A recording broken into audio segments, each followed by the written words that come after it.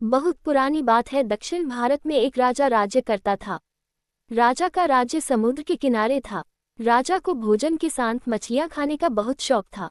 बिना मछलियों के राजा का भोजन अधूरा रहता था। एक बार की बात है, राजा के राज्य में बहुत तेज तूफान आया, जिसके कारण कोई भी मछुआरा मछली पकड़ने के लिए समुद्र में नहीं जा सका। उस दिन राजा को भोजन में मछलियां नहीं मिली, जिससे राजा बहुत उदास हो गया।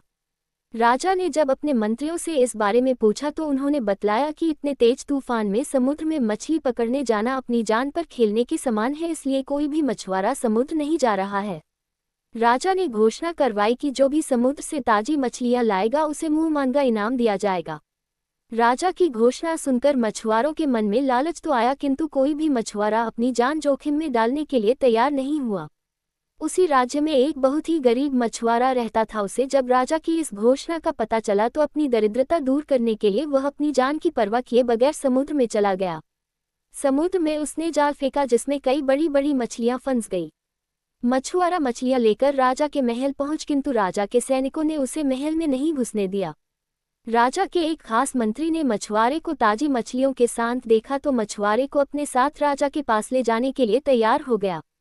मंत्री जानता था कि राजा मछलियां देखकर बहुत अधिक प्रसन्न होगा और इसके बदले मछुआरे को बहुत सारा धन देगा, इसलिए उसने मछुआरे के समक्ष एक शर्त रखी कि जो भी इनाम मिलेगा उसका आधा हिस्सा मंत्री अपने पास रखेगा। मछुआरा मंत्री की बात मान गया और मंत्री मछुआरे को लेकर राजा के पास पहुंचा। मछुआरे के पास ताजी ताजी मछलियां देख राजा बहुत खुश हुआ। राजा ने मछुआरे को मुंह मांगा इनाम मांगने के लिए कहा। मछुआरा राजा से हाथ जोड़कर बोला, महाराज, मुझे 20 कोड़े मारे जाएं।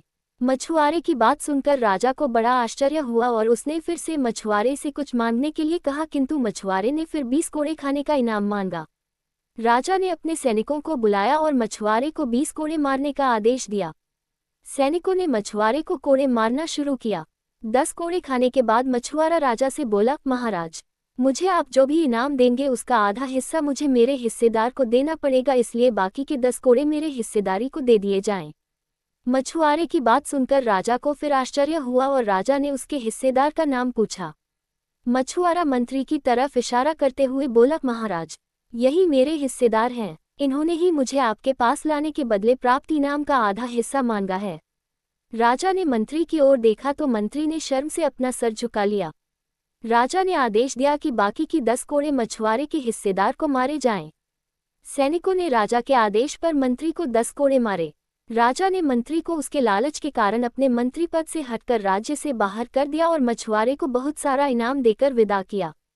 शिक्षा, राजा और लालची मंत्री की कहानी से हमें शिक्षा मिलती है कि लालच में आकर कभी भी किसी को अनावश्यक रूप से परेशान नहीं करना चाहिए।